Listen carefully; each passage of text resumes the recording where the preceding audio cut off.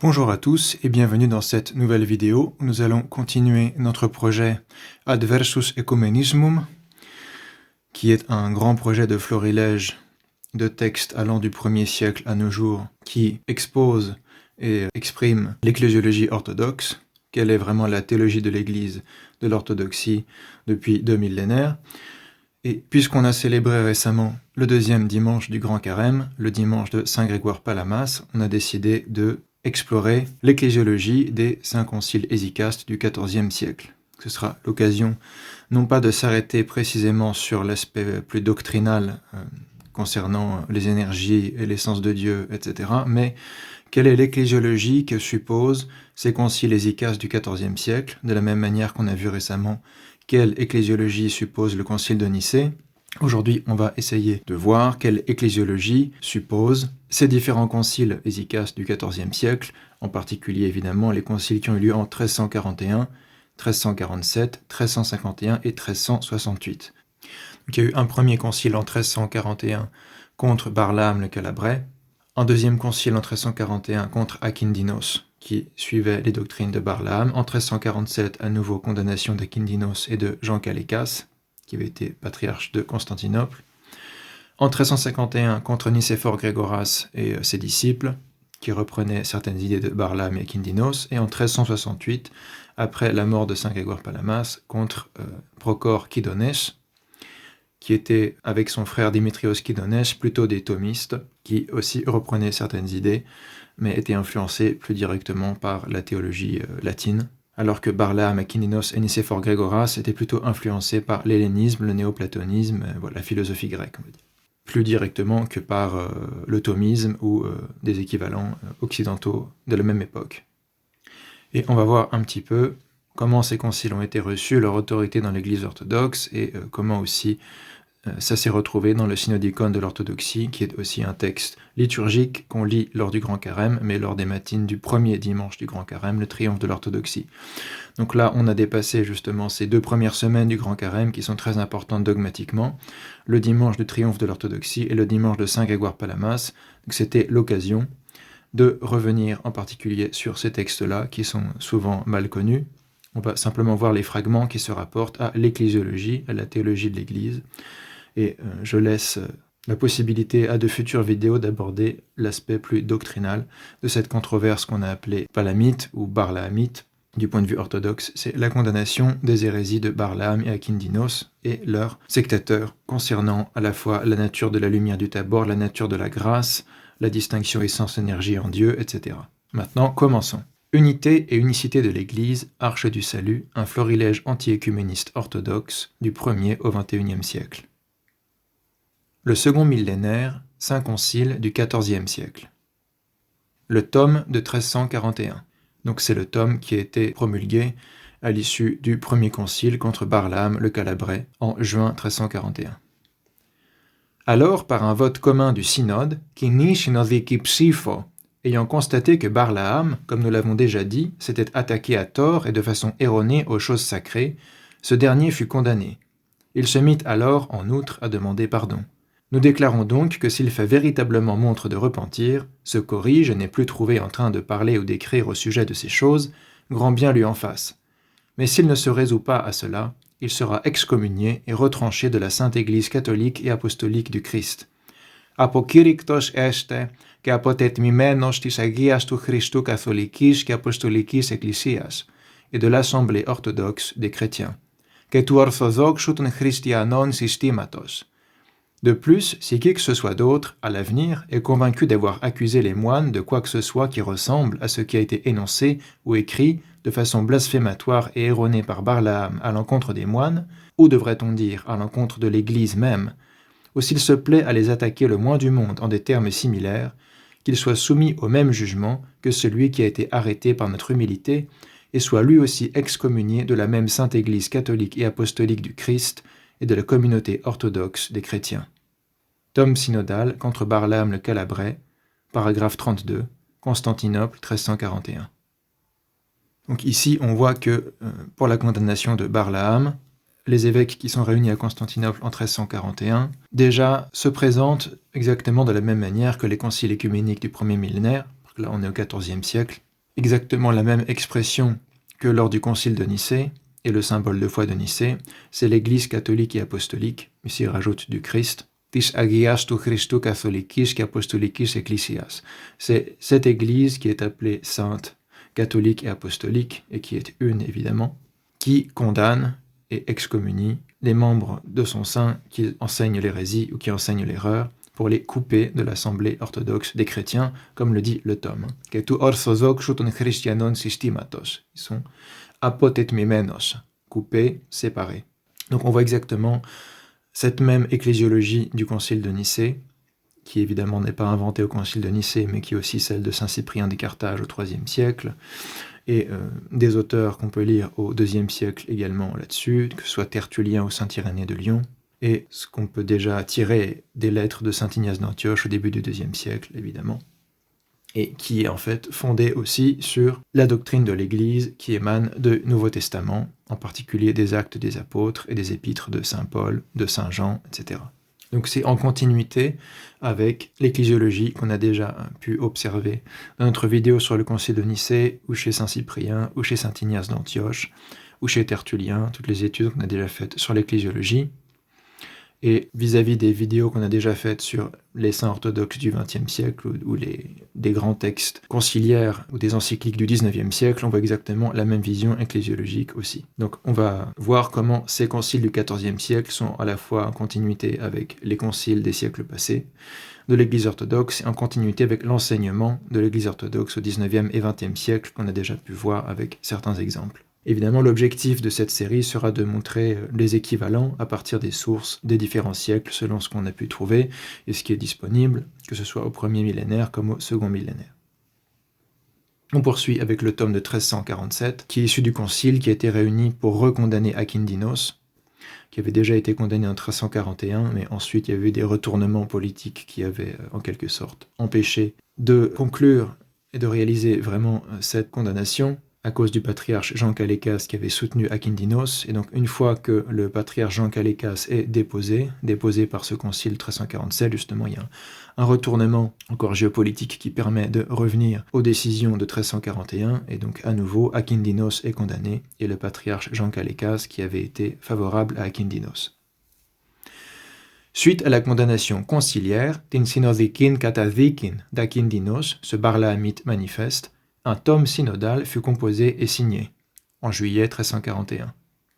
Bien que sous forme sommaire, ce dernier traita de tout ce qu'il y avait à traiter, proclamant comme indubitable l'orthodoxie de Palamas et des moines, c'est-à-dire en réalité la foi commune des chrétiens. Ondos kininton christianon efsevian. L'efsevia, c'est la piété, et c'est un terme souvent utilisé déjà à cette époque pour parler de l'orthodoxie de la foi, la foi droite, la vraie piété, la vraie foi, et c'est souvent traduit par Norman Russell en anglais par orthodoxy, ou orthodox faith. Dans le grec, c'est efsevia. Donc cette indubitable orthodoxie, efsevia de Palamas et des moines hésychastes, ça a commencé par ce tome agiorétique en 1339 où Saint Grégoire Palamas et tout un tas de moines du Moatos et l'évêque qui est lié au Moatos, l'évêque de Hérissos, ont signé un tome appelé agiorétique, c'est-à-dire de la Sainte Montagne, contre Barlaam et Akindinos, en particulier contre Barlaam en premier lieu. Et ensuite, ça a occasionné ces conciles de 1341 qui ont condamné Barlaam et Akindinos. La référence, c'est ça. Palamas, c'est évidemment Saint Grégoire Palamas, qui était un moine au Mont Athos, et qui, par la suite, après avoir été soutenu et confirmé dans sa théologie par ces conciles, sera élu métropolite de Thessalonique. Mais à l'époque du début de la controverse, il n'est pas encore évêque ni métropolite de Thessalonique, il est simplement moine de la Sainte Montagne, un moine hésychaste qui cherche à défendre la foi des moines hésychastes du Mont Athos contre les accusations de Barlaam le Calabrais. Reprenons le texte. Et délivrant de l'erreur ceux qui avaient été dupés par Barlaam et Akindinos. S'ensuivirent de terribles malédictions et des imprécations plus qu'effroyables, excommuniant Barlaam de la Sainte Église, s'il refusait de se reprendre. Le retranchant du corps du Christ, tu Christus somatos apotemnuse, et le séparant du plérum entier des chrétiens, viestose pandos tu Christonimu pléromatos. La même chose fut réservée à tous ceux qui avaient osé ou oseraient à l'avenir s'en prendre de façon comparable à celle de Barlaam, à l'orthodoxie de Palamas et des moines qui s'accordaient avec lui. Tome synodal contre Akindinos et Jean Calécas, paragraphe 6, Constantinople 1347. Donc encore une fois ici on voit des expressions très claires. L'Église catholique et apostolique qui s'exprime, qui parle en ce nom-là dans le tome synodal de 1341 déjà, ici dit que Barlaam a été excommunié de la Sainte Église, tout court. C'est pas simplement de l'Église grecque ou de l'Église grecque orthodoxe, ou de cette dénomination, ou de cette communion, ou de cette confession, mais Barlaam est excommunié, coupé de la Sainte Église, c'est-à-dire le corps du Christ. Tu Christus somatos apotemnuse. Il est séparé du plérome entier des chrétiens. Pandos to Christonimum pliromatos. Littéralement, le plérome qui porte le nom du Christ, qui est Christonime. Christonimum pliromatos. Donc, l'Église qui est réunie en 1347, encore une fois, à travers les évêques qui sont présents à Constantinople à ce concile, se présente comme étant le corps du Christ, la Sainte Église catholique et apostolique, qui a le pouvoir de retrancher du corps du Christ, tout simplement, et du plérome entier des chrétiens, ceux qui enseignent une foi hérétique. C'est exactement ce qu'on a déjà observé pour le concile de Nicée, encore une fois, qui sera encore observable à tous les conciles écuméniques suivants, évidemment. On n'a simplement pas encore fait les vidéos concernant ces conciles-là. C'est une question d'opportunité, puisqu'on vient encore une fois de célébrer le dimanche de Saint Grégoire Palamas, et qu'on avait tous ces slides déjà préparés depuis un certain temps. C'était l'occasion de publier en particulier cette vidéo sur les conciles hésicastes et le XIVe siècle. Encore du tome de 1347, en ce qui concerne Akindinos, étant donné qu'il s'est de la sorte déchaîné contre la piété, katatis evsevias, que Norman Russell traduit par contre l'orthodoxie, bien qu'il ait déjà antérieurement, comme nous l'avons mentionné, été condamné conciliairement, synodikos katadikastenda, et que suivant l'exemple de Barlaam, sous le prétexte de s'en prendre à sa manière propre à Palamas, il s'en est pris au sein d'antan, katatonapeonos agion kechorikota, et a engendré un grave tumulte au sein de l'Église du Christ. Tinto Christus intaraxanda dinos ecclesian. Nous le soumettons au même terrible jugement, le dépouillons de toute fonction sacerdotale, et nous le déclarons, afton apophénomesa, de surcroît, à moins qu'il ne se repente, excommunié et retranché de la Sainte Église catholique et apostolique du Christ. Apokyrikton ine, que apotet mimenon tis agias tu Christu catholikis que apostolikis ecclesias, et de l'Assemblée orthodoxe des chrétiens, que tu orthodoxu ton Christianon systematos. Il reprend les mêmes expressions types que le tome de 1341, mais ici en les appliquant à Akindinos. Puisque déjà le tome de 1341 disait « Quiconque professe à l'avenir les mêmes hérésies que Barlaam, il sera condamné également ». C'est ce qu'applique en 1347 ce concile et ce tome qui applique les mêmes phrases et les mêmes mots qui avaient été appliqués à Barlaam pour condamner Akindinos, parce qu'il s'oppose de sa manière propre à Palamas, mais à travers Palamas, au sein d'antan, c'est-à-dire Saint Grégoire Palamas défend la théologie orthodoxe, la théologie catholique et apostolique, la théologie des saints et des saints-pères de l'Église. Ton apeonos agion kechorikota. Ça crée un grave tumulte ou dans l'Église du Christ. Donc, cette Église, encore une fois, s'identifie exactement et parfaitement avec le corps du Christ, avec l'Église du Christ. Into Christu sintaraxanda dinos ecclesian. Et c'est de cette Église du Christ, qui est le corps du Christ, que Akindinos est excommunié et retranché. Et encore une fois, elle s'appelle en propre Église catholique et apostolique. Il est apokyrikton ine, que apotet mimenon, coupé, séparé, tis agias tu Christo, catholikis, que apostolikis, ecclesias, c'est-à-dire de l'Assemblée orthodoxe des chrétiens. Donc la seule assemblée qui peut, à raison et à juste titre, s'appeler chrétienne parce qu'elle est orthodoxos. Elle a la foi droite qui est celle des apôtres. Tu orthodoxo ton Christianon systematos. Et ce qui est à remarquer ici, dans les trois textes qu'on vient de lire, c'est l'insistance sur la décision synodale et commune. Pour reprendre le premier texte de 1341, on a l'expression « par un vote commun du synode » « kini synodiki psypho ». Dans le premier passage de 1347, du tome 1347, on a, suite à la condamnation conciliaire, tin synodikin katadikin. Et dans cet autre passage de 1347, on a été condamné conciliairement, synodikos katadikastenda. Dans les trois passages qu'on a vus, il y a non seulement l'insistance sur l'unicité de l'Église qui est catholique et apostolique, qui est le corps du Christ et dont on retranche ceux qu'on anathématise ou qu'on excommunie, et ce fonctionnement synodal. La condamnation est synodale, conciliaire. On a les mots grecs clés. Synodiki, l'adjectif. Synodiki psypho, le vote synodal. synodiki katadiki, la condamnation conciliaire, ou synodikos katadikastenda, qui a été jugé synodikos, conciliairement, synodalement. On en vient à un extrait du tome de 1351, qui est sans doute le concile le plus important de tous les conciles hésicastes, celui qui a le plus d'impact et qui a eu la plus grande réception avec celui de 1368, qu'on verra plus tard. Mais 1351, c'est celui qui vraiment termine de confirmer Saint Grégoire Palamas dans sa position, de faire de Saint Grégoire Palamas le grand champion de l'orthodoxie et de la spiritualité hésicaste, et de condamner le barlahamisme.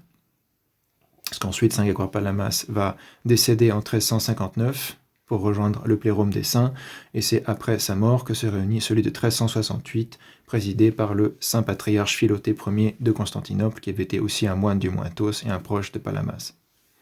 Donc du vivant de Palamas, c'est le dernier grand concile qui va lui donner raison et confirmer sa théologie. Après 1341, où il y a eu 2 conciles, après 1347, 1351, un grand concile réuni par Jean VI Cantacuzène termine de donner raison à Saint Grégoire Palamas et aux hésicastes, et ensuite il aura évidemment des disciples qui vont poursuivre et transmettre son héritage et continuer la lutte contre d'autres adversaires de sa théologie. Ça continuera ensuite après avec les frères Kédonis qui sont plus des thomistes mais qui reprennent aussi les mêmes idées. Celui de 1351, il est là pour condamner Nicéphore Grégoras qui avait repris la relève, et il s'oppose encore une fois à des idées qui sont parallèles à celles de Barlaam et Akindinos, ce concile, en condamnant Grégoras, qui avait été le nouvel adversaire, philosophe inspiré par le platonisme, le néoplatonisme, etc., qui reniait et critiquait la spiritualité hésicaste. Lisons ce passage du tome de 1351. Cet homme, Barlaam, moine originaire de Calabre, imbu d'érudition hellénique et se fiant complètement à celle-ci, s'est opposé à la vérité et à ceux qui y adhèrent saintement, en accusant ces derniers de dithéisme, parce qu'ils affirment que ce n'est pas seulement l'essence trihypostatique et tout à fait imparticipable de Dieu qui est incréé, mais aussi la grâce de l'Esprit, elle qui est éternelle, déifiante et participable par ceux qui en sont dignes. Donc encore une fois, le cœur de cette controverse ici, c'est la distinction entre l'essence de Dieu et la grâce de Dieu, ou l'énergie de Dieu, etc. Un des points principaux, l'autre étant la nature de la lumière du Tabor, et donc la nature de cette grâce, qui était dite créée par les adversaires de Palamas, mais défendue comme étant incréée et donc vraiment divine par les Palamites ou les hésicastes. Un divin synode, synode Théas, ayant été convoqué pour traiter de ces choses, en juin 1341, à l'époque d'Andronique III Paléologue, il fut réfuté et condamné par la Sainte Église catholique et apostolique du Christ. Excellency qui apekirixi paratis tu Christuagias, catholikis qui apostolikis ecclesias, à partir des ouvrages théologiques des saints-pères qui confirmaient la véracité de l'enseignement de l'actuel très auguste métropolite de Thessalonique, Palamas, et des moines qui s'accordent avec lui. Là, il est encore une fois appelé Palamas, mais cette fois, on voit qu'il a été élu métropolite de Thessalonique. Il est souvent appelé Palamas au lieu de Grégoire, peut-être parce qu'il y avait beaucoup de gens qui s'appelaient Grégoire, alors que le nom de famille, Palamas, permettait de savoir à qui on faisait référence. Donc Palamas, c'est le nom de famille, c'est le cognomène de Saint Grégoire de Thessalonique. C'est pas un endroit, on voit souvent les gens se tromper et dire Saint Grégoire de Palamas, et ils pensent que Palamas est un endroit. C'est pas un endroit, c'est un nom de famille, un cognomène. Il a été élu évêque de Thessalonique après avoir été au Mointos, et donc on peut l'appeler Saint Grégoire de Thessalonique ou Saint Grégoire archevêque ou métropolite de Thessalonique, et Palamas, c'est son nom de famille, encore une fois. Comme Saint Nicolas Kavasilas, ce type de nom grec de l'époque byzantine. Donc encore une fois, on voit bien que la condamnation faite au nom de l'Église catholique et apostolique du Christ coupe du corps de cette Église, parce que ces hérétiques sont opposés à la vérité et à ceux qui adhèrent saintement, opposés au consensus des saints-pères antérieurs, parce qu'ils sont imbus de philosophie hellénique. Le tome dit carrément que Barlaam, son problème, c'est qu'il est imbu d'érudition hellénique. Donc c'est encore un retour du problème qui avait déjà occasionné les conciles contre Jean Italos au XIe siècle. On a vu ça à l'époque d'Alexis Ier Comnène. Il y a encore un regain de cette admiration qui pouvait glisser en admiration malsaine pour l'héritage hellénique païen, ou la philosophie platonicienne notamment, et ça ressurgit encore au XIVe siècle avec Barlaam, Nicéphore Grégoras, etc. Ça ressurgira encore au siècle suivant avec Gémiste Pléton, qui va accompagner la légation byzantine à Florence et aider à fonder finalement à Florence l'Académie platonicienne. Donc on voyait que c'est un fil rouge qui comme un danger, une tentation hellénique traverse ces siècles à Byzance, à laquelle l'Église s'oppose constamment par des conciles et qui finalement va gagner l'Italie renaissante avec les Marsilles-Ficins, les pics de la Mirandole, et finalement poser les bases de ce qu'on appellera la Kabbale chrétienne. C'est un sujet finalement qui a pas mal de ramifications intéressantes pour nous encore aujourd'hui, puisque c'est un des moments de l'ésotérisme occidental, qui est la Kabbale chrétienne, l'Académie platonicienne, la mise en avant du Corpus Hermeticum, etc., dans l'Italie de la Renaissance, et ça passe par ces gens qui sont condamnés par Byzance et par l'Église orthodoxe, et qui s'en vont de l'Orient pour aller se réfugier en Occident, notamment des humanistes byzantins, qui préfèrent suivre Platon ou Plotin que le Christ. Encore du tome de 1351, ainsi, pour juger Akindinos, un second synode fut convoqué en juillet 1341, cette fois à l'époque de l'empereur Jean VI Cantacuzène, qui prend un petit peu la suite d'Andronique III Paléologue dans cette controverse. Présidé par notre puissant et saint empereur ici présent, c'est encore lui qui est présent au concile de 1351, sa seigneurie Jean Cantacuzène, lors duquel les mêmes opinions, les mêmes déclarations et les mêmes accusations contre les moines hésicastes que celles qui avaient été proférées par Barlaam furent condamnées, ce pourquoi ceux qui les soutenaient encoururent la même condamnation que Barlaam. On parle du concile de juillet 1341. Étant donné qu'un tome synodal avait déjà été promulgué contre les blasphèmes de ce Barlaam en juin 1341, et l'avait excommunié de tout le plérome chrétien. Ziopandos Christianico pliromatos apoke copte. Encore une fois, c'est pas juste une dénomination qui dit ce Barlaam n'est pas d'accord avec nous et donc il peut pas être dans notre dénomination. C'est l'Église du Christ qui dit Barlaam, on va t'excommunier du corps du plérome chrétien. On va t'excommunier du corps du Christ si tu n'acceptes pas de renoncer à tes hérésies et de te repentir. Non seulement le tome synodal excommuniait Barlaam en personne, mais il prévenait aussi quiconque oserait après lui s'en prendre aux moines hésicastes et à l'Église de Dieu, die Ecclesia Seu, qu'il encourrait la même sentence. Et donc c'est ce qui a été appliqué à Akindinos lors de ce deuxième concile de 1341 sous Jean Cantacuzène. Et c'est encore une fois, selon le même principe, qu'on va appliquer en 1351 contre Nicéphore Grégoras la même décision. Nicéphore Grégoras et tous ceux qui le suivaient à l'époque, il avait probablement des disciples aussi, le parti antipalamite. Tome synodal contre Nicéphore Grégoras et tous les antipalamites, paragraphe 3, Constantinople 1351.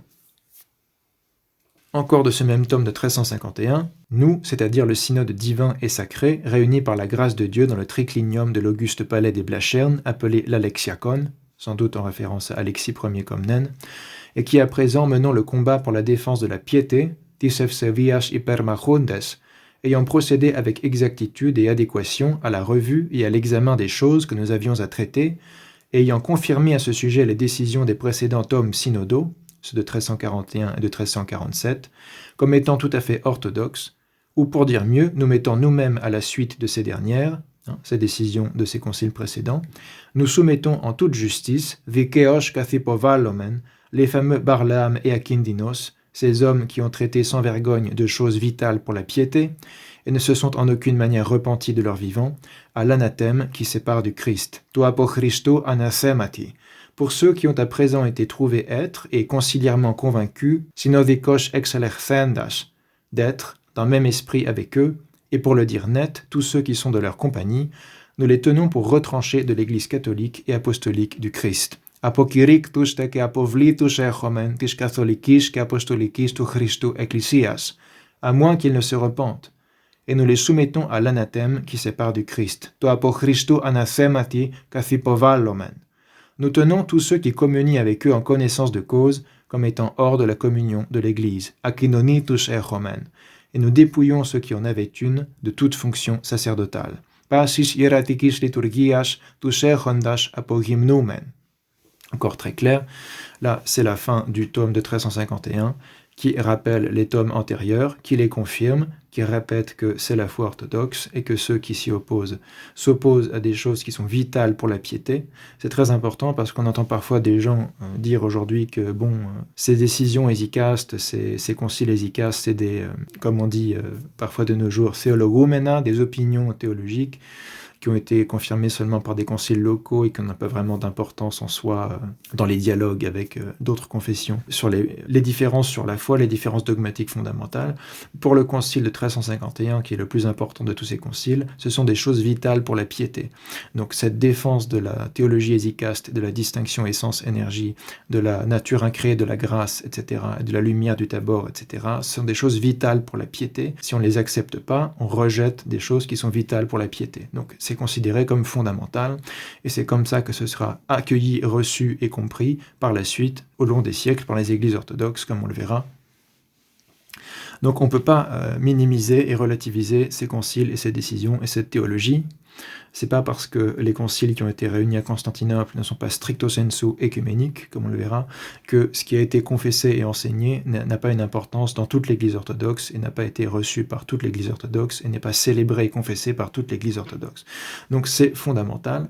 Dans tout dialogue sur la doctrine avec le catholicisme ou le protestantisme, c'est fondamental de défendre cette théologie des conciles hésicaces du XIVe siècle, puisque ces conciles disent que c'est la théologie des saints antérieurs, c'est la théologie des pères de l'Église, en particulier des pères grecs qui sont cités lors de ces conciles. Pour eux, c'est la théologie révélée de la Bible, de la Sainte Écriture, des saints pères de l'Église dans leur plérôme, et si on ne l'accepte pas et on la rejette, on rejette quelque chose qui est vital pour la piété. Donc il faut arrêter avec ces théologoumena, ces histoires d'opinions qu'on peut accepter ou ne pas accepter. C'est pas comme ça que ça marche. Dans l'Église orthodoxe, qui a été reçue par toute l'Église, que ça soit issu d'un concile local ou d'un concile écuménique, c'est reçu par toute l'Église et ça a la même force dogmatique au final. D'une certaine manière, le deuxième concile écuménique a commencé aussi par être local et ensuite, ayant été reçu aussi par l'Occident, a été considéré comme écuménique par tout le monde. Donc c'est un petit peu le même principe, même si l'historique est un peu différent. Ce concile de 1351, qui récapitule et synthétise plus longuement, aussi en allant plus en détail dans sa démonstration, ceux de 1341-1347, a été reçu par toutes les églises orthodoxes, même si au concile en soi, toute l'église n'était pas présente. Par ratification ensuite de ces mêmes décisions par d'autres églises, et par l'institution, comme on le verra, de ce dimanche de Saint Grégoire Palamas dans le calendrier des fêtes du Grand Carême, dans le triode du Grand Carême, ça devient vraiment la foi confessée par toute l'Église. On ne peut pas la relativiser, on ne peut pas considérer que c'est juste une option, juste un courant théologique. Non, c'est pas un courant théologique, c'est la foi orthodoxe. La confession de foi de Saint Grégoire Palamas, qui a été rédigée et confirmée aussi pour ce concile de 1351, où Saint Grégoire Palamas est présent en tant qu'archevêque de Thessalonique, pour défendre le point de vue évidemment hésicaste, palamite, orthodoxe. On va voir quelques extraits de cette confession de foi, qui est l'une des dernières très importantes confessions de foi, enfin texte de confession de foi dogmatique de l'Église orthodoxe en termes de récapitulation de toute la théologie orthodoxe.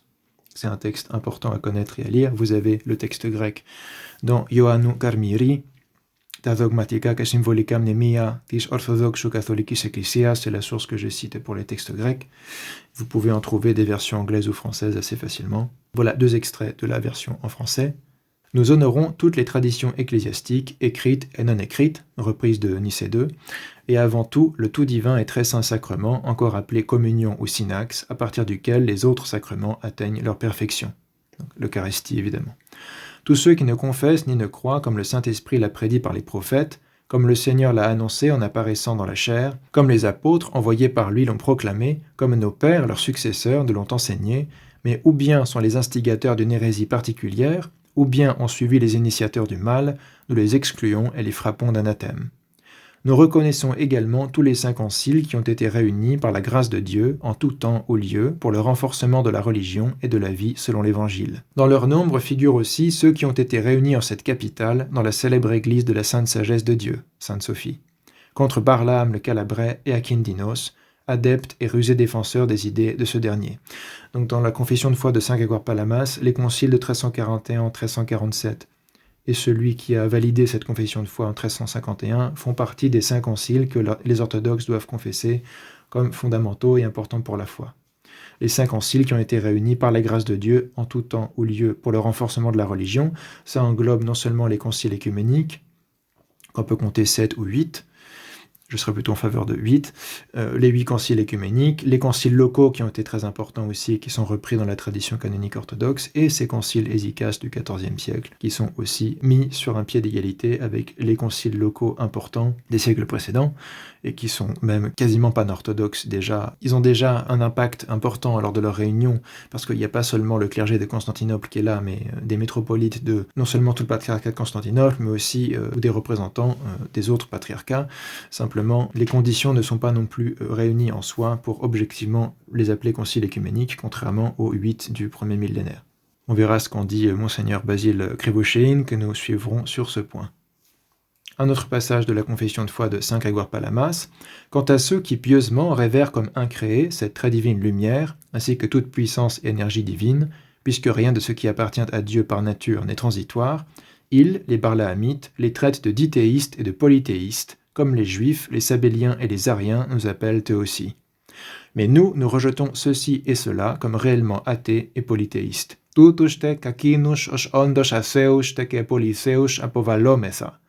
Et les retranchons complètement du plérome des fidèles. Tout comme le fait la Sainte Église catholique et apostolique du Christ. Par l'entremise du tome synodal et de l'agiorétique. C'est un tome composé par les moines du Mointos en 1339. Nous qui croyons en une seule divinité trihypostatique et toute puissante, sans que jamais son unité et sa simplicité ne soient altérées du fait de la distinction des énergies ou des hypostases. Évidemment, l'une des grandes affirmations de ces conciles, c'est que la distinction entre l'essence et l'énergie ne remet pas en cause la simplicité de l'essence divine ou la simplicité de Dieu. Ça n'insinue pas qu'il y ait une composition dans l'essence divine. De même que la distinction des hypostases n'insinue pas qu'il y ait une composition dans l'essence divine, tout simplement parce qu'il y a 3 hypostases. C'est pas comme ça que c'est conçu. Donc encore une fois, tous ceux qui sont condamnés par ces conciles sont retranchés complètement du plérome des fidèles. Saint Grégoire Palamas le confesse personnellement, il voue à l'anathème ceux qui rejettent la théologie des saints-pères hésicastes, et tout comme le fait la Sainte Église catholique et apostolique à travers ces décisions conciliaires qui ont été prises. Et il cite le tome synodal, probablement le tome ici de 1351, c'est difficile de savoir auquel il fait allusion, et le tome agiorétique qui avait été composé et signé par Palamas et d'autres higoumènes et moines du Mointos et par l'évêque de Hérissos, qui avait été l'un des premiers tomes doctrinaux sur ce point contre Barlaam. Donc, même ecclésiologie dans la confession de foi de saint Grégoire Palamas, qui est un texte dogmatique très important, qui est lui-même confirmé par le concile de 1351. L'autorité du concile de 1351, voilà ici un passage d'un article fondamental très important de Monseigneur Basile Krivoshein de Bruxelles, qui s'appelle « Les textes symboliques dans l'Église orthodoxe », écrit vers 1964-1965, qui a été publié dans cette anthologie importante et très utile à consulter, qui s'appelle « Dieu, l'homme, l'Église, lecture des pères » aux éditions du Cerf en 2010. Qui a tout un tas d'articles très intéressants et très riches de Monseigneur Basile sur différents sujets qui touchent à l'orthodoxie. Et celui qui s'appelle « Les textes symboliques dans l'Église orthodoxe » est particulièrement intéressant et un morceau de bravoure, puisqu'il retrace notamment, il aborde notamment une période qui est souvent négligée ou pas suffisamment étudiée de près, avec donc ces textes qui vont des conciles hésicastes, voire du 8e concile œcuménique, du concile de Sainte-Sophie en 879, jusqu'au XIXe siècle à peu près. Il retrace les textes qui ont été importants, qui ont joué un rôle important, etc. Et en essayant de les replacer dans leur contexte et d'évaluer leur autorité au sein de l'Église orthodoxe. Donc, au sujet du concile de 1351, l'archevêque Basile Krivoshein écrit « Le patriarche Ignace d'Antioche signa bientôt les actes de ce concile, de même que le patriarche de Jérusalem, Lazare. » Donc non seulement le patriarche de Constantinople, mais aussi ceux d'Antioche et de Jérusalem. Et que celui d'Alexandrie qui n'a pas pu signer, je ne sais plus pourquoi, en contexte. Est-ce qu'il s'opposait à la théologie du concile ou est-ce qu'il y a une autre raison historique, je ne sais plus. Les églises de Bulgarie et de Serbie, déjà indépendantes à cette époque, ne participèrent pas à ces conciles. Mais dès 1360, le concile de Trenovo de l'église bulgare confirmait les décisions du concile constantinopolitain de 1351. Donc ça a été reçu par l'église de Bulgarie. Le métropolite de Moscou, saint Alexis, en fit de même lorsqu'il fut confirmé dans sa qualité de métropolite à Constantinople en 1354. Donc toute l'église de Russie, qui est une métropole à l'époque, la métropole de Moscou, sous la direction de Constantinople, a aussi reçu les décisions du concile de 1351. Donc on a Constantinople, on a Antioche, on a Jérusalem, on a l'église de Bulgarie et le métropole russe, au moins. Le concile de 1351 finit bientôt par acquérir une telle autorité que le célèbre écrivain et canoniste du XIVe siècle, Nil, métropolite de Rhodes, alla jusqu'à l'appeler 9e concile écuménique, dans son ouvrage Histoire brève des conciles écuméniques. Le 8e, pour lui, était celui de 879-880, comme nous l'avons vu. Et Monseigneur Basile est tout à fait d'accord pour dire que ce concile de Sainte-Sophie de la fin du IXe siècle devrait être considéré comme le 8e concile écuménique. En revanche, il est plus réservé sur les conciles hésicastes. Comme on le voit ici, du point de vue formel, il est difficile de partager son avis puisque l'Église orthodoxe n'y fut pas représentée dans sa plénitude. Néanmoins, en substance, étant donné le caractère des décisions dogmatiques qui y furent prises, les conciles constantinopolitains du XIVe siècle, surtout celui de 1351, comptent parmi les plus importants dans l'Église orthodoxe. Il ne le cède en importance qu'aux anciens conciles écuméniques, c'est-à-dire les 8 dont il a déjà parlé précédemment. Donc ils font partie des conciles les plus importants après les 8 conciles écuméniques du premier millénaire. Ils n'ont pas été réunis comme se prétendant écuméniques d'ailleurs, mais ils ont été reçus de manière tellement large par toutes les églises qu'il a eu une importance par sa réception pan-orthodoxe, c'est-à-dire qui concerne toute l'église orthodoxe. Et c'est ce qu'on remarque dans l'insertion de ces doctrines dans la liturgie et dans les offices de l'église orthodoxe dans le monde entier. À tel point que même les uniates, les catholiques orientaux, ont ce second dimanche de Saint Grégoire Palamas du Grand Carême dans leur calendrier et dans leur rite. Et donc, au moins les Melkites, il me semble, sans doute au moins les Melkites et les Ukrainiens uniates, je ne sais pas si d'autres sont concernés aussi par ça, chaque année, lors du Grand Carême, célèbre le dimanche de Saint Grégoire Palamas, lors de la 2e semaine du Grand Carême. Donc, même si par ailleurs Saint Grégoire Palamas est complètement contre les latins et leur théologie, contre le filioque, contre le papisme, etc., ces uniates, qui évidemment héritent dans leur rite et leur liturgie de l'histoire de l'Église orthodoxe qui a existé avant l'uniatisme, avant les 15e, 16e siècles en particulier, ont dans leur rite liturgique cet héritage hésicaste, palamite du XIVe siècle. Donc ça montre à quel point ça a été reçu par toute l'Église au fil du XIVe siècle et par la suite, puisque même les groupes qui ont finalement apostasié pour rejoindre le Vatican célèbrent encore Saint Grégoire Palamas et les conciles hésicastes, malgré le fait que Saint Grégoire Palamas est clairement, par ailleurs, opposé à la doctrine du filioque et qu'il considère que c'est une hérésie et que les latins sont manipulés par Satan, etc., voire ses traités apodictiques sur la procession du Saint-Esprit. On aura peut-être l'occasion d'y revenir plus précisément plus tard. Les chapitres contre Barlaam et Akindinos, donc en 1352, un an après le fameux Grand Concile de 1351, on sait que la théologie de ces conciles a été résumée en plusieurs chapitres qui ont été intégrés dans le Synodicon de l'orthodoxie, qui est une espèce d'anthologie d'anathèmes qui commence avec le triomphe de l'orthodoxie en 843 contre l'iconoclasme et qui ensuite est agrémenté et enrichi au fil des siècles des décisions conciliaires jugées importantes, donc des décisions notamment du XIIe siècle, des décisions du XIVe siècle, puisqu'on a les chapitres contre Barlaam et Akindinos, et ensuite quelques décisions éventuellement plus tardives, mais essentiellement on y trouve les condamnations de l'iconoclasme au IXe siècle, après la fin de la seconde vague iconoclaste, les condamnations contre Jean Italos au XIe siècle, et divers conciles importants sur la Christologie, l'Eucharistie, etc., qui ont été réunis au XIe, XIIe siècle. On n'y trouve pas les décisions du XIIIe siècle contre le filioque parce qu'elles ont été incluses dans un autre synodicon qui s'appelle le Synodicon du Saint-Esprit. Donc il y a un autre texte là-dessus. Mais on y trouve des chapitres qui résument la doctrine palamite et la condamnation des barlaamites, de Barlaam et Akindinos en particulier. Donc on va donner quelques extraits de ces chapitres qui sont inclus dans le Synodicon de l'orthodoxie, tels que traduits notamment par Jean Gouillard dans le Synodicon de l'orthodoxie, Travaux et mémoires, aux éditions de Bocard. En 1967, une des traductions françaises du Synodicon de l'orthodoxie qui est assez riche et assez complète. Premier exemple d'anathème de ces chapitres contre Barlaam et Akindinos, qu'on ne pourra pas donner en entier ici, à ceux qui professent des opinions fausses et tiennent des propos dépourvus de sens sur la lumière qui rayonna du Seigneur lors de sa divine transfiguration, disant tantôt que cette lumière est une image visuelle, une chose créée et un simulacre, un instant apparu et aussitôt évanoui, tantôt au contraire qu'elle est l'essence même de Dieu, ils tombent ainsi avec leur cervelle dérangée dans un gouffre de choses radicalement contradictoires et totalement impossibles, à ces malades atteints d'un double mal qui souffrent d'une part de la folie d'Arius, lequel scindait en créé et en incréé la divinité une et le Dieu unique, et qui présentent en même temps les symptômes de l'hérésie des Messaliens, qui veulent que l'essence divine soit visible, à ces égarés enfin qui ne confessent pas, selon la théologie des saints inspirés de Dieu et la pieuse doctrine de l'Église, que cette lumière très divine n'est ni une créature, ni l'essence de Dieu, mais la grâce, la splendeur et l'énergie naturelle et incréée qui jaillissent perpétuellement de l'essence même de Dieu et en demeurent inséparables, à ces hérétiques, anathème. Autre exemple, aux mêmes qui croient et professent que la distinction dont nous parlons implique nécessairement composition en Dieu, on parle de la distinction entre l'essence et l'énergie en Dieu, ils se montrent ainsi rétifs à l'enseignement des saints, qui nous apprennent que l'existence des propriétés naturelles n'entraîne pas de composition dans la nature.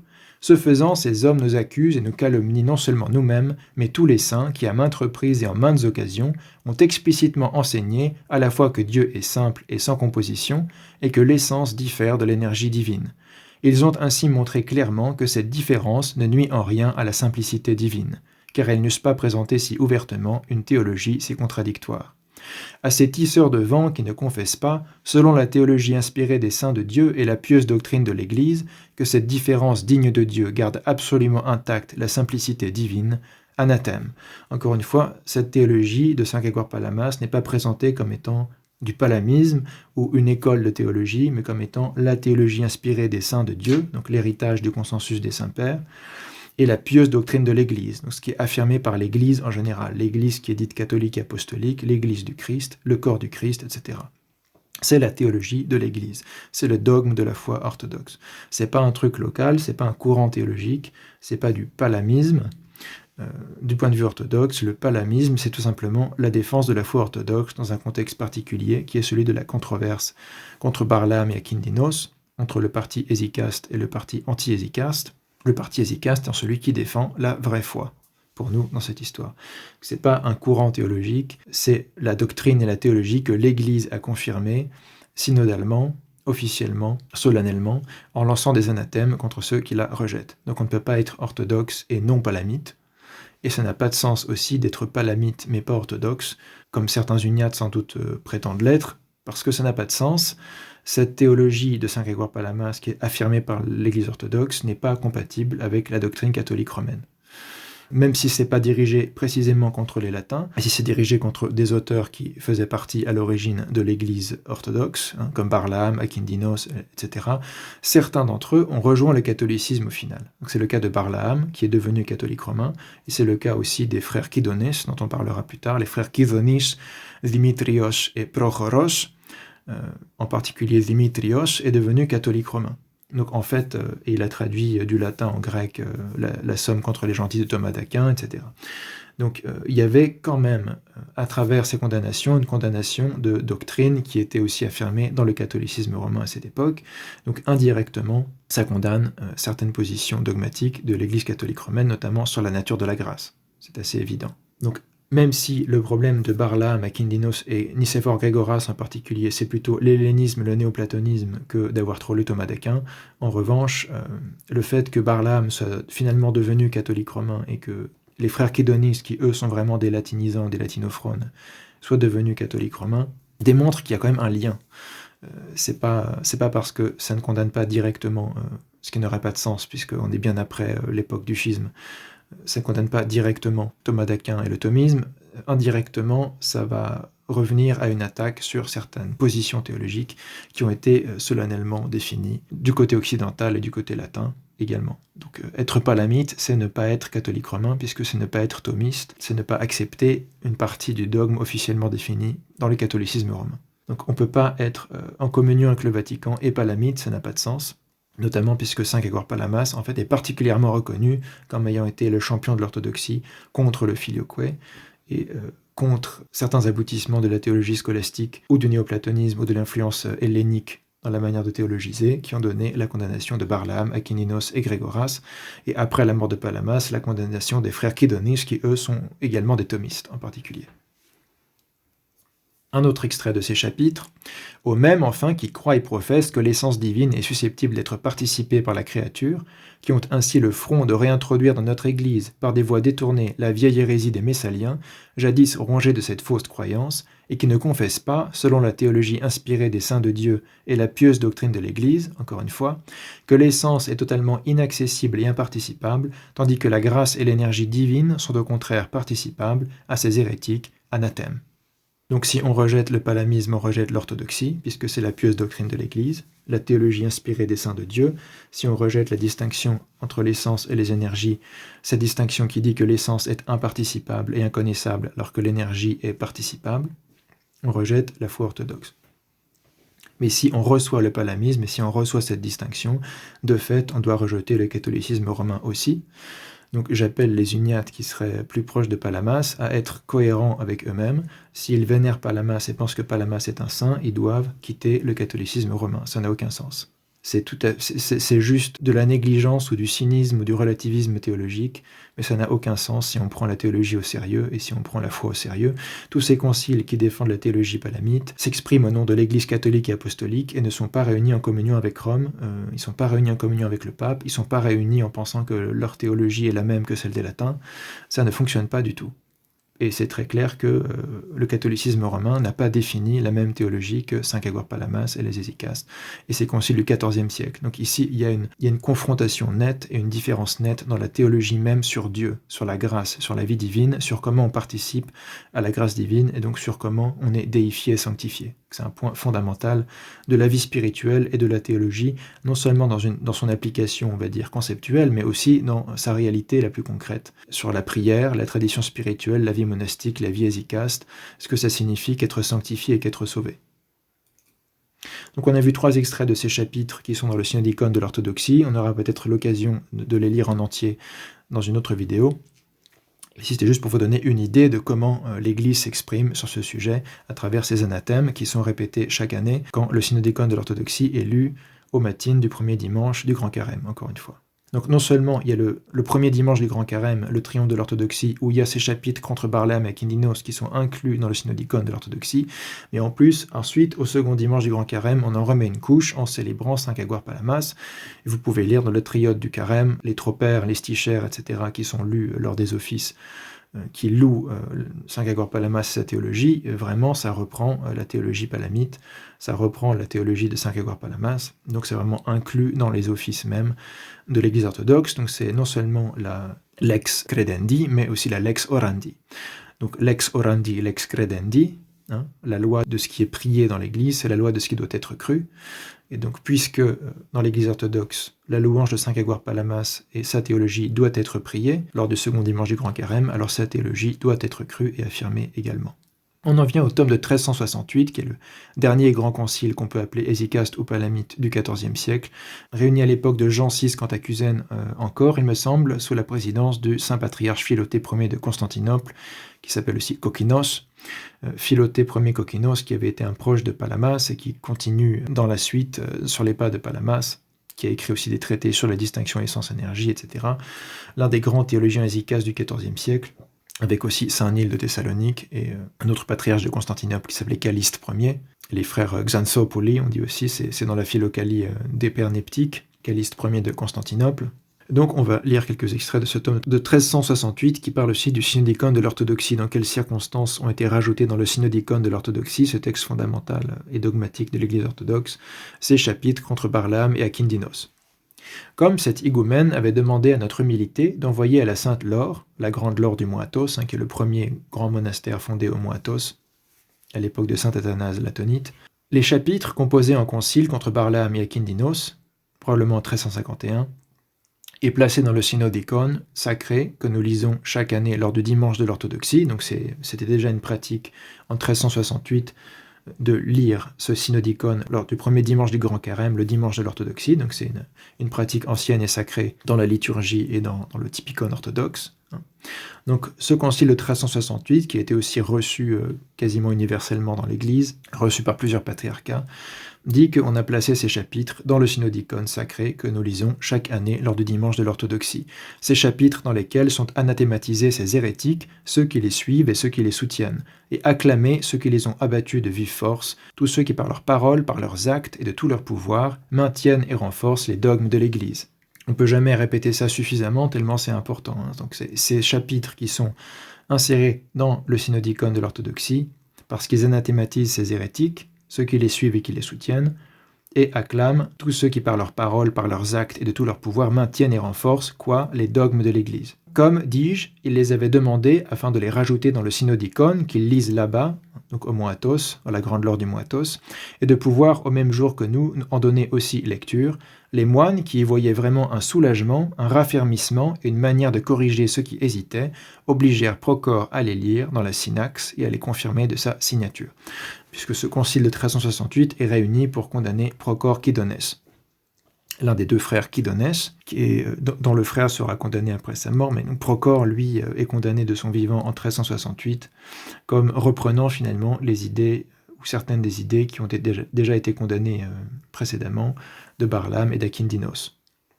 Donc on a déjà cette pratique de lire les chapitres contre Barlaam et Akindinos, parce que ça a été introduit probablement en 1352, un an après le Grand Concile de 1351. Et donc quand les moines du Moatos voient ce Procor qui a l'air de défendre des choses semblables, ils insèrent également ces chapitres qui avaient déjà été insérés à Constantinople et demandent à ce Procor de lire le synodicon et de confesser ce qui est écrit dans le synodicon pour être sûr qu'il ne confesse pas d'hérésie. Donc ça, c'est extrait du Tomos, rédigé par le saint patriarche Philoté Kokinos de Constantinople, tome synodal contre Procor Kidonès, ou Kidonis, selon la prononciation que vous adoptez, paragraphe 3, Constantinople 1368. Même texte, toujours par le saint patriarche Philoté. Dans l'intervalle, l'affaire se trouvant en l'état, il, Procor Kidonès, écrivit un pitakion, un genre d'écrit ou de lettre, au très auguste higoumène de la Sainte Laure, la Megisti Lavra, comme on dit en Grèce, la grande Laure du Moatos, qui est le premier dans la taxis des monastères atonites. Quand celui-ci fut lu, il les scandalisa tous, le pitakion de Procor. Hésicaste, prêtre, simple moine, tous autant qu'ils étaient. Ayant convoqué une assemblée avec la collaboration du très auguste évêque de Hérissos, qui est l'évêque qui s'occupait aussi des monastères atonites à cette époque, et de la Sainte Montagne, mont Athos, ils anathématisèrent Procor comme incorrigiblement impie. Ils envoyèrent le très pieux Kyr Joseph, Kyr c'est un diminutif de Kyrios qui veut dire monsieur, enfin c'est un titre du genre sire ou sieur, le très pieux sire Joseph, vers notre humilité, avec un rapport écrit du dit très auguste évêque, du très vénérable higoumène de la Grande Laure, des hésycastes et des prêtres, rapport qui nous demandait et nous suppliait de donner notre approbation à cette anathématisation et d'excommunier, déposer ou de façon générale de rejeter Procor. Donc ça commence ici, un peu comme pour Barlaam, par une condamnation au Moatos, par les moines du Moatos et l'évêque de Hérissos, qui était l'évêque le plus proche. Hérissos, c'est juste à côté de la Sainte Montagne, c'est juste à l'ouest de la République monastique du Moatos. Donc comme le tome agioritique, on a à nouveau cette réaction, mais vis-à-vis de Procor Kidonès, qui semble confesser une doctrine semblable à Barlaam et à Kindinos. Tout cela, ils ne le firent pas de leur propre initiative, mais bien plutôt en suivant l'Église catholique du Christ et le tome du Saint Concile de 1351, lequel stipulait de faire subir ces choses à quiconque serait trouvé, que ce soit en pensée, de bouche ou par écrit, en accord avec Barlaam et Akindinos. Ils nous firent également parvenir, comme preuve de son impiété, le pitakion qu'il avait écrit et envoyé au très vénérable higoumène. L'higoumène, je rappelle que c'est le supérieur de monastère, le guide ou le supérieur d'un monastère, et ici il s'agit en gros du supérieur de la Grande Laure attonite, la Sainte Laure, fondée par saint Athanase l'attonite. Quand notre humilité eut pris connaissance de tous ces documents, il nous parut nécessaire de les amener à l'attention de notre grand et saint synode. Alors rappelez-vous, c'est assez intéressant, puisque le concile de Nicée s'appelle lui-même le grand et saint synode. Il n'y avait pas encore l'expression concile écuménique, mais dans ses canons, le concile de Nicée dit toujours « le grand et saint synode décide que, etc. » Et donc ici, on retrouve cette expression sous la plume de saint Philoté de Constantinople, qui parle de ce concile de 1368 comme étant le grand et saint synode. Et en effet, parmi les conciles hésycastes du XIVe siècle, c'est peut-être celui qui a été ratifié par le plus de patriarches et d'églises locales différentes, on va dire dans les environs immédiats du concile. Donc il est sans doute le concile qui a eu le plus de réception immédiate dans l'Église orthodoxe, avant même celui de 1351, même si au final c'est bien celui de 1351 qui est dogmatiquement le plus riche et le plus important et qui a été aussi reçu dans toute l'Église. Donc ce concile de 1368 a aussi une grande autorité, une grande réception, et on en parle moins souvent alors qu'il est très important, notamment aussi sur la vénération des saints, avant même toute enquête ou tout rapport de canonisation, puisque ce concile dit qu'il n'y a aucun problème avec le fait que Saint Grégoire Palamas soit vénéré localement, et même qu'il y ait des liturgies en son honneur et des icônes, etc., alors qu'on est en 1368, c'est-à-dire moins de 10 ans après sa mort. Saint Grégoire Palamas est mort en 1359, on est moins de 10 ans après sa mort, mais il est déjà vénéré, largement vénéré à Constantinople et ailleurs, et le concile de 1368 dit que c'est bien et c'est normal, il n'y a pas besoin d'interdire les gens de vénérer sous prétexte qu'il n'y a pas une reconnaissance officielle ou quoi que ce soit. Donc dans l'Église orthodoxe, ça fait partie des conciles importants qui nous disent qu'on peut vénérer un saint avant même sa canonisation officielle, puisque au contraire, c'est à partir de la vénération locale, ou plus que locale, qui est observée chez les fidèles notamment, que ensuite on enclenche la procédure de reconnaissance officielle qui permet d'avoir à coup sûr les icônes dans les églises, les textes liturgiques officiels, etc., en l'honneur du saint. Donc il est nécessaire de commencer à vénérer les saints avant qu'ils soient officiellement canonisés, sinon en fait on ne peut pas se baser sur aucune vénération locale pour enclencher le processus. Donc vous voyez, parfois on entend les gens dire « Ah mais non, il n'est pas saint parce que il n'est pas canoniquement reconnu, c'est pas solennellement proclamé ». Mais ça fait partie du processus de canonisation et de reconnaissance par l'Église qu'il y a d'abord la vénération locale, il y a des témoignages de miracles, il y a des phénomènes, évidemment. Le saint n'attend pas la canonisation pour être saint, donc par définition, son intercession est déjà efficace et produit des miracles, etc., avant la reconnaissance officielle. Et donc la canonisation ou la reconnaissance officielle de l'Église ne rend pas le saint saint, c'est une reconnaissance de sa sainteté, c'est différent. Donc c'est une reconnaissance qu'on peut sans danger, publiquement et dans les églises et liturgiquement, vénérer le saint. Mais évidemment, il est nécessaire, et même normal et orthodoxe, de vénérer un saint avant même qu'il ait cette reconnaissance, puisque le saint est saint avant cela, et mérite vénération avant cela. Simplement, ce sera plutôt privé ou local, et pas encore liturgiquement affirmé, parce qu'il faut évidemment l'approbation de l'épiscopat, idéalement, avant de commencer à liturgiquement, dans les églises, vénérer telle ou telle figure.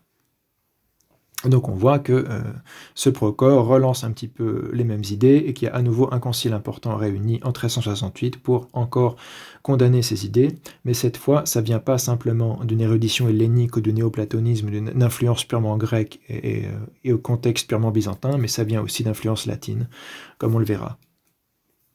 Le tome de 1368. Encore une fois, pour ce qui est de ce qui vient d'être rapporté et des autres textes que nous avons lus précédemment, il, Procor Quidones, y refuse toute différence, quelle qu'elle soit, entre l'essence divine et l'énergie divine, et y affirme qu'il y a de nombreuses divinités créées. Donc pour lui, la grâce est créée, évidemment, comme pour le catholicisme romain, allant même jusqu'à calomnier saint Denis l'Aréopagite en prétendant que ce dernier enseigne une telle chose. Donc, pas la même interprétation du corpus dionysien. De tous ces textes donc, ou plutôt rien qu'en considérant les titres des chapitres de ces écrits, il ressort qu'il était évidemment nécessaire de l'excommunier et de le placer sous anathème comme étranger à l'Église du Christ. Encore une fois, le concile qui se réunit en 1368 parle aussi, encore une fois, au nom de l'Église catholique et apostolique du Christ, ou en plus court, de l'Église du Christ, et peut retrancher, couper du corps du Christ, excommunier, anathématisé, comme on le voyait déjà au concile de Nicée. Celui qui est anathématisé par l'Église du Christ en concile est retiré du corps du Christ et est considéré comme étranger à l'Église du Christ. Comme le dit le tome de 1351, il est soumis à l'anathème qui sépare du Christ. To apo Christo anathemati. L'anathème qui sépare du Christ, ce serait la meilleure traduction, ou qui place hors de la communion avec le corps du Christ. Donc encore une fois, c'est très clair que si on rejette la distinction entre l'essence et l'énergie divine, on est excommunié, anathématisé par l'Église orthodoxe. Donc on ne peut pas être orthodoxe et anti-palamite, et encore une fois, ça n'a pas de sens d'être catholique romain et palamite, puisque ce qui est condamné ici par l'Église orthodoxe et rejeté, c'est la doctrine qui est aussi celle du catholicisme romain concernant la nature de la grâce. Encore du tome de 1368, En effet, nous tenons ce Procore maintes fois mentionné précédemment, considérant que sa disposition et ses blasphèmes sont tels qu'il va jusqu'à oser dire que la chair que Dieu le Verbe a assumée n'était d'aucune façon que ce soit sans péché, et qu'elle n'était pas non plus parfaite dès cette assomption même, mais un moyen de perfectionnement, nous le tenons pour excommunier une fois pour toutes de l'Église tout entière des fidèles, comme étant l'inventeur d'hérésies nouvelles et étranges qu'aucun autre hérétique depuis l'incarnation du Christ n'a jamais eu l'audace de proférer. Par conséquent, et à cause de ces choses, à moins qu'il ne se repente, la sentence portée contre lui a été confirmée, et ce qui avait été dernièrement décidé par nous, en vertu de notre autorité synodale, sera tenu pour sûr et certain, sous tout rapport. Le présent tome, s'accordant complètement avec les tomes synodaux qui ont précédé, c'est-à-dire ceux de 1341, 1347 et 1351, sera également tenu pour sûr et certain. Saint patriarche Philoté Ier Kokkinos de Constantinople, tome synodal contre Procore Kydones, paragraphe 22, Constantinople 1368. Et avec quelle autorité le concile parle ici? Récapitulant tous les tomes précédents, ils appliquent les sentences à Procore qui en plus confessait des hérésies supplémentaires en christologie, manifestement. Donc c'était pas simplement la question du barlahamisme, mais aussi un problème christologique concernant l'incarnation. Il rejette le fait qu'on puisse dire la chair du Christ sans péché d'une certaine façon. Il n'a pas de péché originel et il assume simplement les passions non blâmables. Donc il est, comme dit saint Paul, le seul sans péché, etc.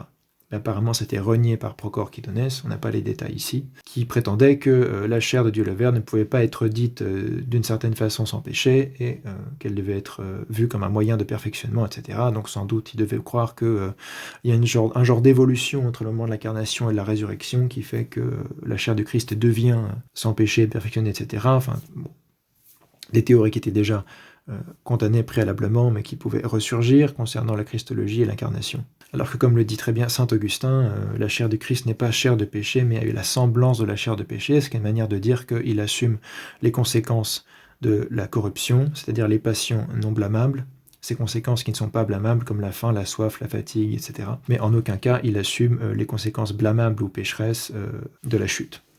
Bon, voilà, petit laïus sur l'aspect christologique aussi de cette condamnation en 1368. Mais encore une fois, on voit que ce qui est mis en avant, c'est l'autorité synodale de l'Église, qui a autorité parce que c'est une décision synodale qui est prise. Évidemment, pas de papisme là-dedans, mais synodalité complète. L'autorité du synode, sur le modèle apostolique, sur le modèle de Nicée, etc. Et cette autorité synodale prend des décisions qui ont force de loi, qui excommunient et retranchent de l'Église tout entière des fidèles. C'est pas une dénomination, c'est pas une communion, mais on peut rester chrétien en dehors, on est hors de l'Église, on est hors de la communauté des chrétiens, etc. Parce que le christianisme, c'est le corps de l'Église, c'est le corps du Christ, etc. Ecclésiologie de saint Cyprien de Carthage, toujours.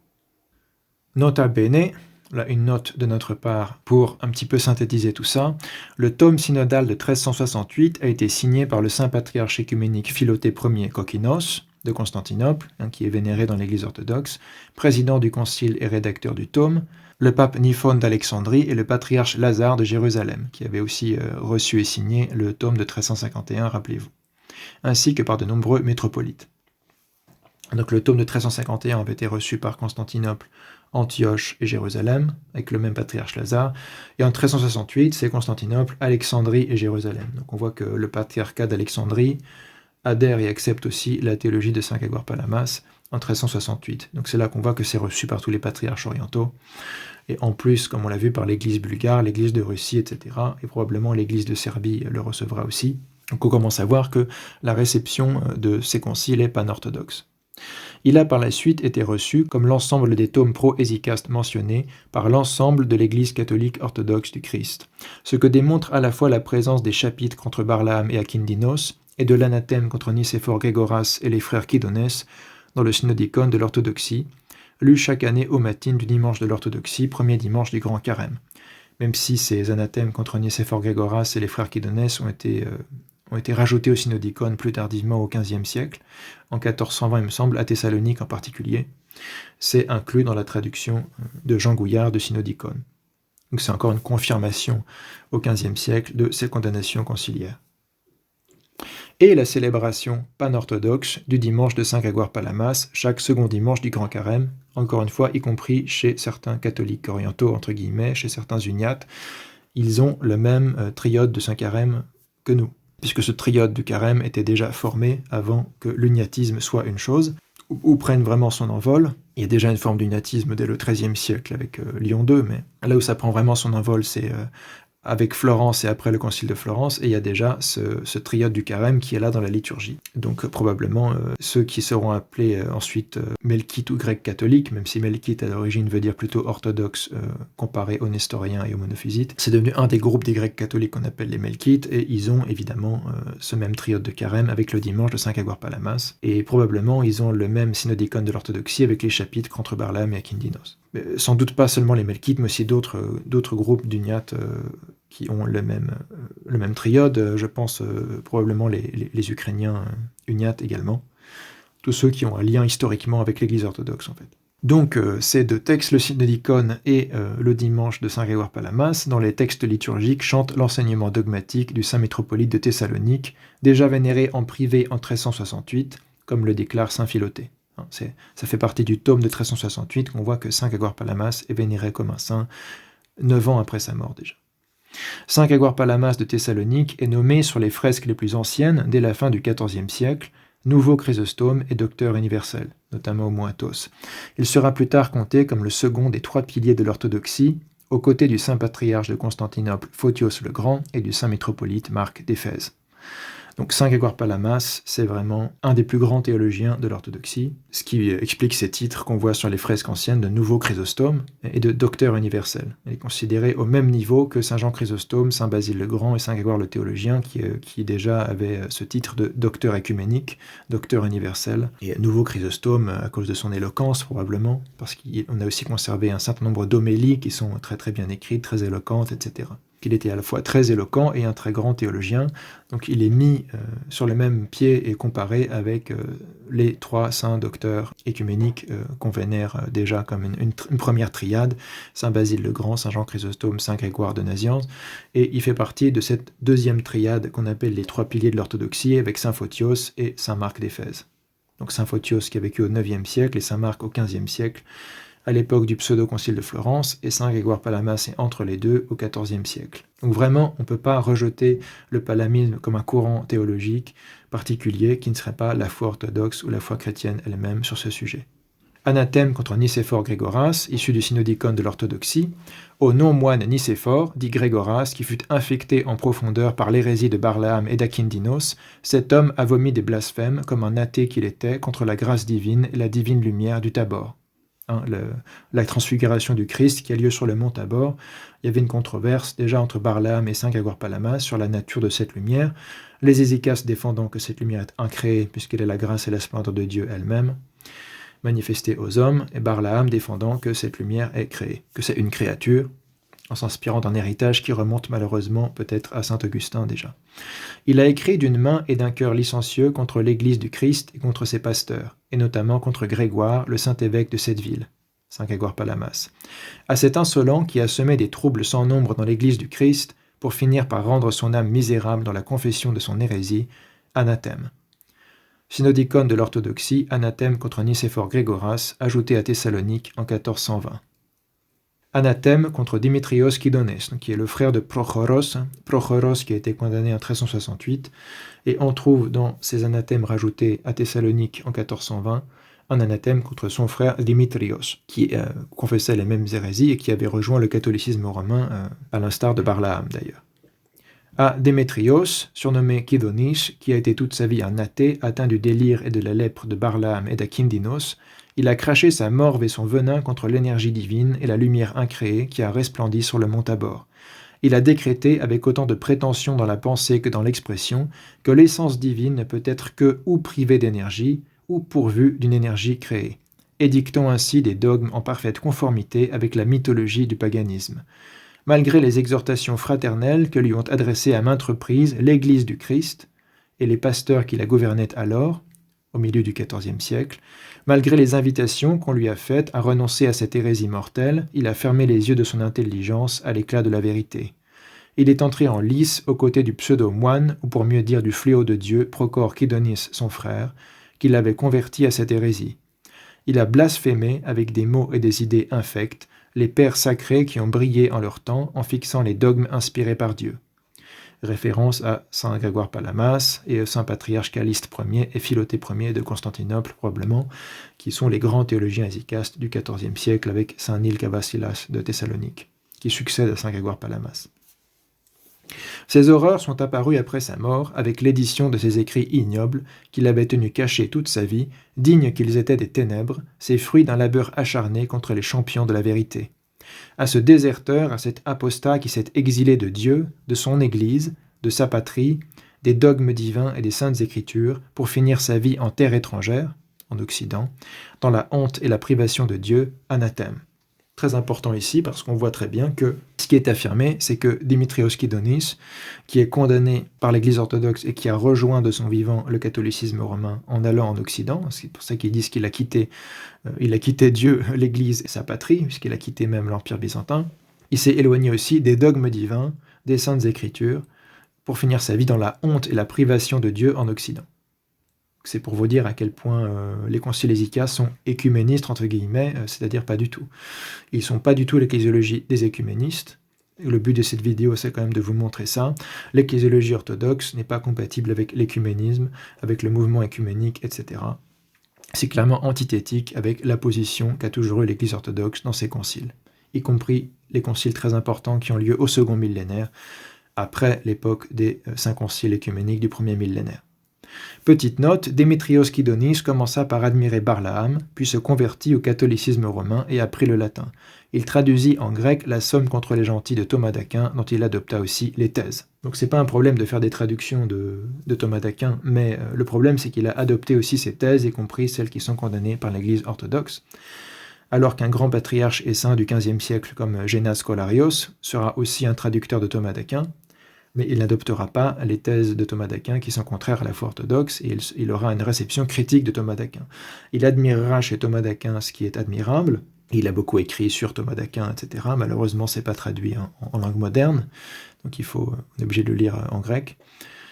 Mais il dit aussi très clairement qu'il rejette chez Thomas d'Aquin la doctrine du filioque et la simplicité divine absolue, c'est-à-dire une conception qui rejette la distinction entre l'essence et l'énergie, justement, donc le palamisme, et donc qui confesse que la grâce de Dieu est créée, etc.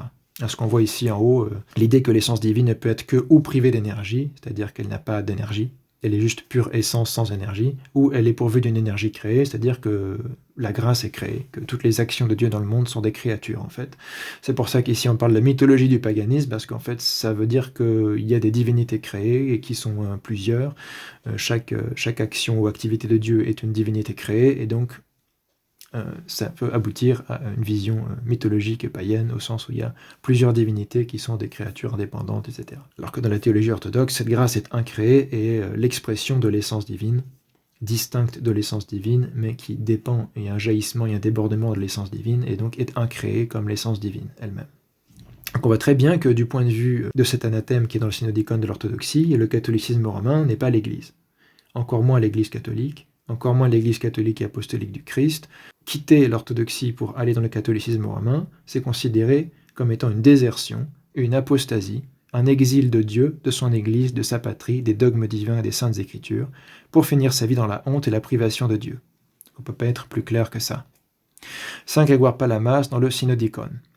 À Grégoire, le très auguste métropolite de Thessalonique, qui au cours d'un concile réuni dans la grande église, Sainte Sophie, en 1341, 1347 et 1351, donc on ne sait pas auquel ça fait référence en particulier, a vaincu de haute lutte Barlaam et Akindinos, chefs et inventeurs de nouvelles hérésies, ainsi que la tourbe de leurs partisans, qui a confondu ces gens effrontés, qui avaient proclamé que la force et l'énergie naturelle de Dieu, qui est inséparable de Dieu, et que toutes les propriétés naturelles en général de la Sainte Trinité étaient des créatures, donc la grâce créée.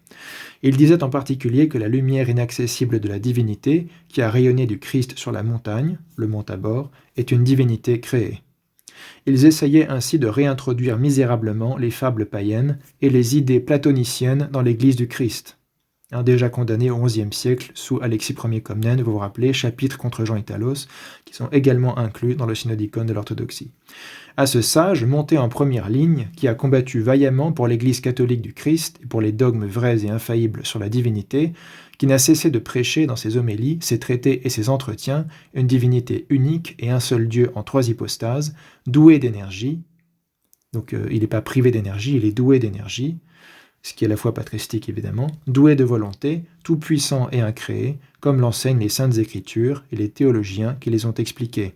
Athanase, Basile, Grégoire le théologien, Jean Chrysostome, Grégoire de Nice, Cyril leur successeur, Saint Cyril d'Alexandrie, Maxime le sage, c'est Saint Maxime le confesseur, et Jean le chantre de Dieu de Damas, Saint Jean Damascène. Et donc les pères en particulier qui sont mis en avant sont Saint Athanase d'Alexandrie, Saint Basile de Césarée, Saint Grégoire de Nazianze, Saint Jean Chrysostome, Saint Grégoire de Nice, Saint Cyril d'Alexandrie, Saint Maxime le confesseur et Saint Jean Damascène. Sans oublier tous les autres pères et docteurs de l'Église du Christ. À Saint Grégoire Palamas, donc, qui s'est révélé dans ses paroles et ses actions, le partisan, le compagnon, l'associé, l'émule et l'allié de tous les pères, mémoire éternelle. Eonia Imnimi. Synodicon de l'orthodoxie, louange des orthodoxes. Ne peut pas être plus clair sur comment on voit Saint Grégoire Palamas et son héritage et sa théologie, etc. Et c'est mis en contraste contre la réinsertion du paganisme et des idées platoniciennes dans l'Église du Christ. Et ça, c'est fondamental, encore une fois. C'est pas simplement le 5e concile œcuménique contre l'origénisme et les chapitres contre Jean Italos au XIe siècle, comme on l'a déjà vu dans nos vidéos, qui rejettent le platonisme, mais encore une fois, ces conciles hésicaces du XIVe siècle sont l'occasion de dire non, nous ne sommes pas néoplatoniciens, nous ne sommes pas platoniciens, nous rejetons les erreurs du platonisme, nous rejetons les erreurs de Platon, de Plotin, de Jamblique, de Porphyre, de Proclus, de qui vous voulez, nous ne sommes pas néoplatoniciens. La foi orthodoxe condamne les idées platoniciennes. Il n'y a pas d'idées platoniciennes dans l'Église du Christ. L'Église orthodoxe l'affirme encore solennellement au XIVe siècle, contre Barlaam, Akindinos, Grégoras, etc. Et elle l'affirme aussi contre des thomistes comme les frères Kydonis, qui eux ne sont pas nécessairement à proprement parler néoplatoniciens, mais c'est un autre problème, un autre type d'influence qui vient de l'Occident, du thomisme, qui est plutôt un aristotélisme mal digéré et mal agencé, qui s'inspire peut-être aussi du platonisme, mais il y a aussi une grosse influence aristotélicienne, mais qui n'est pas bien utilisée, alors que les saints-pères de l'Église pouvaient utiliser des concepts platoniciens ou aristotéliciens, mais en les reformulant et en leur donnant un contexte compatible avec la Sainte Écriture et la règle de la foi. Le canon Thessalicias, qui est la tradition sacrée de l'Église. On peut utiliser une terminologie pour avoir un langage compréhensible plus développé, etc., mais on ne doit pas accepter des idées qui sont en contradiction avec la Sainte Écriture, etc. Donc l'Église orthodoxe le réaffirme encore une fois au XIVe siècle, et dans ces textes qui sont inclus, encore une fois, dans le synodicon de l'orthodoxie qu'on lit tous les ans. Ça a plus de force que toutes les sornettes qu'un tel ou un tel peut raconter. Saint Nil de Thessalonique, qui est un successeur de Saint Grégoire Palamas sur le même siège épiscopal, et les saints patriarches Caliste et Philoté dans le Synodicon. À Nil, le très auguste archevêque de Thessalonique, qui a combattu en parole, en actes et par des écrits divins pour la défense de l'Église du Christ, qui a réfuté et couvert de honte par ses discours pleins de sagesse divine et ses démonstrations inattaquables les fadaises de Barlaam et d'Akindinos, mémoire éternelle. Et Saint Nil de Thessalonique a non seulement écrit sur la distinction essence-énergie contre les Barlamites, mais aussi écrit contre le Filioque, un des traités les plus importants du XIVe siècle sur la procession du Saint-Esprit contre le Filioque des Latins, est écrit par Saint Nil de Thessalonique. Il a aussi écrit contre le papisme, donc contre la doctrine papale. C'est aussi des traités qui sont difficiles d'accès et pas nécessairement traduits, ou traduits seulement partiellement. On peut lire une partie des traités sur la procession du Saint-Esprit en français, mais on ne peut pas lire encore grand-chose d'autre en français. Et même en anglais, je ne pense pas que beaucoup de choses aient été traduites pour l'instant, malheureusement, mais il serait intéressant d'avoir accès à ces écrits contre le papisme, l'ensemble de ces écrits contre le Filioque, évidemment aussi ces traités hésicastes contre le barlamisme et qui défendent Palamas. Ce serait intéressant de les avoir en traduction. Donc, mémoire éternelle à Saint Nil de Thessalonique, qui était un digne successeur de Saint Grégoire Palamas. À Caliste, le très saint et glorieux patriarche, entré en possession de l'héritage bienheureux, mémoire éternelle. On a des textes de lui dans la philocalie grecque.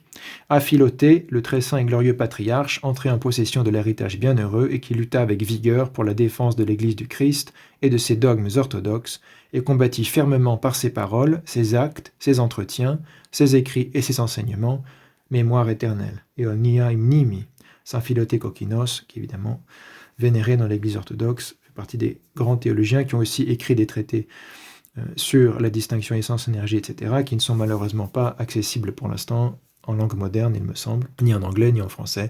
Donc on a juste le texte grec. Donc voilà, on a des choses à déterrer, on a des choses à traduire et à assimiler encore chez les grands théologiens byzantins qui ont été très très peu étudiés, à l'exception de quelques-uns. On peut dire que Saint Grégoire Palamas a commencé à être très bien étudié au XXe siècle, il y a eu un grand courant néo-palamite, entre guillemets. Donc on a pas mal de choses de Saint Grégoire Palamas, on a pas mal de choses de Saint Nicolas Cavassilas, un autre grand palamite du XIVe siècle. Il y a notamment 3 volumes des sources chrétiennes qui concernent Saint Nicolas Cavassilas, l'explication de la divine liturgie et son grand traité La vie en Christ. On a aussi des homélies de Saint Nicolas Cavassilas sur la très sainte Mère de Dieu, sur les fêtes christologiques, etc. On a les lettres de Saint Nicolas. Donc on a pas mal de choses sur certains auteurs, comme Saint Grégoire Palamas, Saint Nicolas Cavassilas. On a un petit peu de Saint Nil de Thessalonique, sur la procession du Saint-Esprit, mais il y a encore beaucoup de choses qui n'ont pas encore été traduites et suffisamment étudiées, notamment du XIVe siècle, mais aussi du XVe siècle, de Saint Marc d'Éphèse, de Saint Génas Scholarios, etc. Donc, quand même un travail de traduction et de vulgarisation aussi à faire, pour ceux qui ne liraient pas le grec. Andronique III, paléologue dans le Synodicon, donc c'est l'empereur romain d'Orient, l'empereur byzantin si vous voulez, qui a permis le premier concile contre Barlaam en 1341. À Andronique, paléologue, notre empereur vénérable et bienheureux, qui a réuni le premier concile contre Barlaam et a généreusement présidé aux destinées de l'Église du Christ et de ce saint concile, en juin 1341. Par ses actes, ses propos tenus en privé et ses magnifiques discours publics, il a raffermi les dogmes évangéliques et apostoliques. Il a bousculé et bouté hors de l'Église le susdit Barlaam avec tout son Bataclan d'hérésie, de livres et de bafouillages publiés contre notre foi orthodoxe.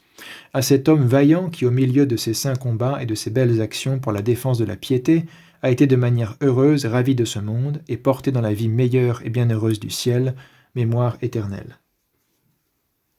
Encore sur le même Andronique III, paléologue, dans le Synodicon, à tous ceux qui ont combattu pour l'orthodoxie aux côtés de l'empereur Andronique de bienheureuse mémoire, qui avec lui, par leurs discours, leurs écrits, leurs discussions, leurs enseignements, bref, par tous leurs actes et leurs paroles, ont soutenu vaillamment l'Église du Christ, qui ont dénoncé et rejeté hors de l'Église les 1000 espèces d'hérésies maudites inventées par Barlaam, Akindinos et leurs sectateurs, à ces hommes vaillants qui ont prêché avec éclat les dogmes apostoliques et patristiques, ces trésors de la vraie piété, qui pour cette raison ont été diffamés et calomniés par les cacodoxes. Les cacodoxes, c'est ceux qui croient en de fausses doctrines.